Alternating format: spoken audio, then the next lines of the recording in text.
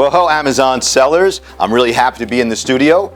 Today what I'm going to talk to you about is how Declan Levine, here is Declan Levine. He is a brilliant member of our paralegal team, and I'm going to talk to you today about how he won the reactivation of an account after the seller was subjected to a design patent complaint.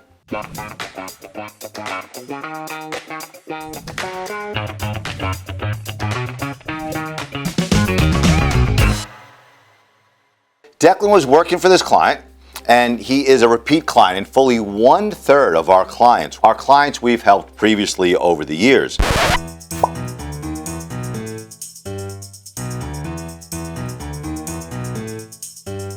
So a company called the Wooden Wick Company made a design patent complaint against our client. So we reviewed the claims as asserted, and our design product was significantly different from the design patent that had been issued to the Wooden Wick Company.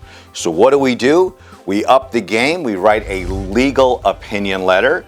Declan's managing attorney was involved, and we sent it over to the person that made the complaint. And it spells out very clearly why the complaint is absolutely baseless and that they are obligated to retract the complaint.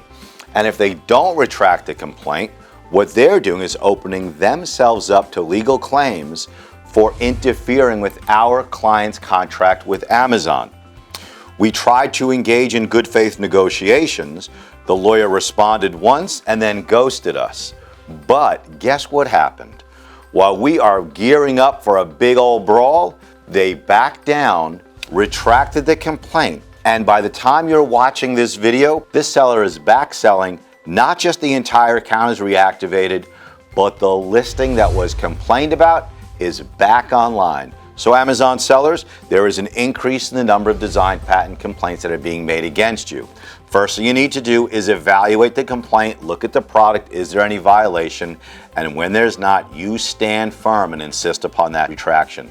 That's what we do, that's what Amazon sellers should do.